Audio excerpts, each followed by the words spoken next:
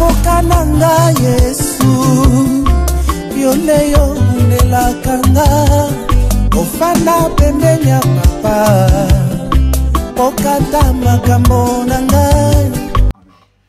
Seigneur Dieu de grâce, merci Seigneur pour ce jour encore que tu as permis qu'on puisse nous retrouver autour de ta parole. Sois glorifié pour ces moments précieux Seigneur. Oui, il t'a plu dans ta divinité de nous racheter par l'œuvre de la croix. Il t'a plu dans ta divinité Seigneur de nous sauver par ton sang précieux Seigneur. Il t'a plu dans ta divinité de nous faire part à l'héritage des saints dans la lumière. Merci pour ces privilèges, merci pour cette grâce intarissable, Seigneur. Nous bénissons ces moments, Seigneur. Bénis tous ces bien-aimés qui vont nous suivre, Seigneur Dieu de grâce. Guéris tous ceux qui sont malades, Seigneur. Baptise du Saint-Esprit ceux qui en ont besoin. Au nom de Jésus-Christ, Seigneur, pour la seule gloire de ton nom, nous avons ainsi prié. Amen. Amen. Nous bénissons encore le Seigneur pour la journée d'aujourd'hui. Donc, je vous salue. Je suis bien avec mon bien-aimé frère Roland Kalonji. Bonsoir. Shalom. Donc, c'est lui qui sera encore comme d'habitude. Il va partager avec vous la parole du Seigneur. Il va vous apporter encore quelque chose ce soir par la grâce de Dieu. Je salue encore mon bien-aimé Roland. Et je vous laisse la parole. Shalom mon frère Serge. Shalom. Shalom à tous les bien-aimés, vous qui nous suivez partout dans le monde entier. Nous savons que vous êtes nombreux en Afrique du Sud, aux États-Unis, Canada, Belgique, France, en tout cas partout dans le monde entier. Vraiment que le Seigneur vous bénisse bien-aimés, parce qu'il faut comprendre que vous avez choisi la bonne part. Amen. Voilà, parce que nous avons vu dans Luc chapitre 10, lorsque vous descendez vers le verset 35 comme ça, on peut le lire rapidement. Luc chapitre 10, c'est ça? Oui, Luc chapitre 10.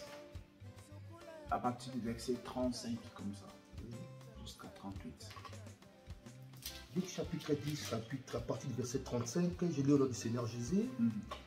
Il tira deux... Ah non, on peut lire le verset 38. Voilà. On dit le verset 38. Le verset... Voilà. Luc chapitre 10, on commence à partir du verset 38. Il lit au nom du Seigneur Jésus. Amen. Comme Jésus était en chemin avec ses disciples, il entra dans un village et une femme nommée Marthe le reçut dans sa maison. Elle avait une sœur nommée Marie qui s'étant assise au pied du Seigneur, écoutait sa parole. Je peux continuer? Oui, allez-y. Donc, 40. Marthe, occupée à divers soins domestiques, servait et dit: Seigneur, cela ne te fait rien, que ma sœur me laisse seule pour servir. Dites-lui donc de m'aider. Le Seigneur lui répondit: Marthe, Marthe, tu t'inquiètes et tu t'agis pour beaucoup de choses. 42. Une seule chose est nécessaire. Marie a choisi la bonne part qui ne lui sera point ôtée. Voilà, parole du Seigneur. Amen. Donc la Bible nous dit que Jésus était entré dans un village. Voilà, après avoir proposé la parabole sur le Samaritain, la Bible dit maintenant il était entré dans un village où se trouvaient deux femmes. Il y avait Marie et Marthe. Et lorsqu'il est arrivé comme ça, Marie est restée au pied du Seigneur pour écouter la parole. Mais Marthe était donc partie voilà, dans la cuisine pour s'occuper des diverses tâches de la maison. Et il dit à Jésus: mais Jésus, dis à Marie de venir m'aider. Voyez? Mais Jésus va donc répondre à Marthe que Marthe, tu t'ajoutes et tu t'inquiètes de beaucoup de choses. Une seule chose est nécessaire et Marie a choisi la bonne part. Waouh! Or, quelle était la bonne part que Marie, sœur de Marthe, avait choisie? C'est de rester au pied de Jésus-Christ. Or, les pieds bien-aimés nous parlent de l'évangile. Vous voyez, la Bible nous dit dans Éphésiens chapitre 6, le verset 15, que mettez à vos pieds, à vos chaussures, comme chaussures, les ailes qui donnent l'évangile de paix. Voilà, donc les deux pieds de Jésus, c'est ça l'enseignement des prophètes et des apôtres.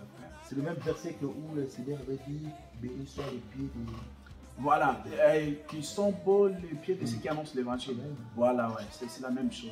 Donc en fait, les pieds de Jésus, c'est ça la parole. Comme j'ai dit, ça nous parle de l'enseignement il n'y a qu'un seul enseignement qui est Jésus, mais Jésus a des pieds.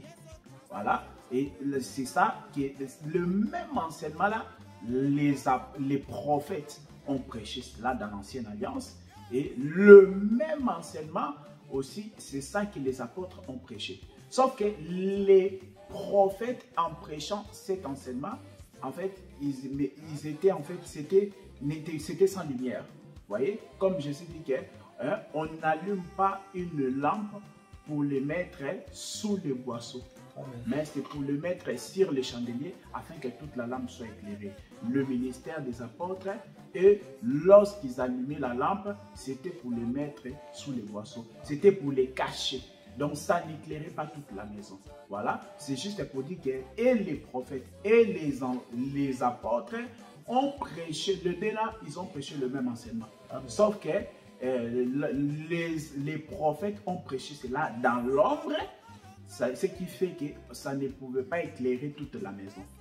Ça ne pouvait pas éclairer toute la maison, tandis que les apôtres ont prêché dans la lumière. C'est-à-dire, ils ont mis la lampe sur les chandeliers et toute la maison a été éclairée.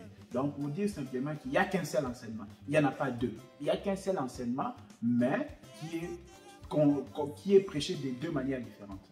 Voilà, la loi et les témoignages. Donc, Jésus-Christ, c'est lui, donc, les deux pieds. Vous voyez, les deux pieds auxquels Marie, sœur de Marthe, était restée là.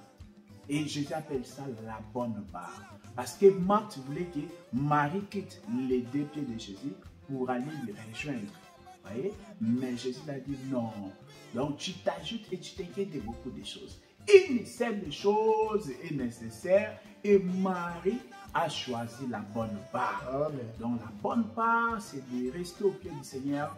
Or, le pied du Seigneur, comme je vous ai dit, c'est donc ça l'enseignement de notre Seigneur Jésus-Christ. Mais doctrinellement, mon frère, le fait que Marie s'occupait de Christ, c'est le fait qu'il était la cousine pour s'occuper de l'homme de Dieu qui était notre Seigneur. Doctrinellement, quelle est la part de Marthe dans ce verset? En fait, on peut voir ça, Marie et Marthe nous parlent de deux femmes.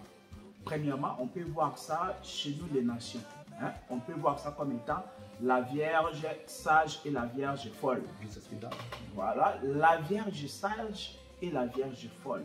La Vierge sage est plus proche de Jésus que la Vierge folle. Amen. Pourquoi? Parce que la Vierge folle, la Bible nous montre, même quand on va lire la parabole du Seigneur, tout ça, la Bible nous montre les Vierges sages, en fait, ce sont des chrétiens qui, voilà, en fait, ils sont un peu dominés par les soucis du siècle présent. Amen. Ils sont dominés par les richesses et les soucis du siècle présent.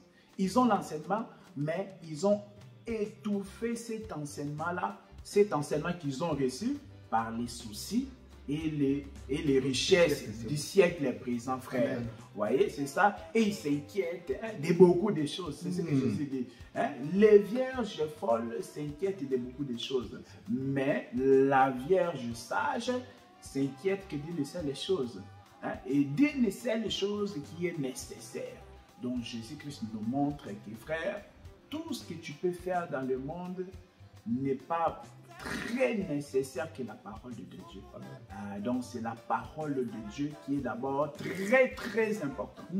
Voilà, on ne te dit pas de ne pas étudier, c'est une très bonne chose, frère. Amen. Voilà, il faut aller à l'école, il faut aller à l'université, il faut travailler, tout ça c'est très important. C'est bien, mais il faut comprendre que ce qui est très important, ce qui est nécessaire, c'est vraiment la parole du Seigneur. Amen. Voilà, parce que la bonne part qui ne te sera jamais enlevée, c'est ça le royaume, mon frère. Ok.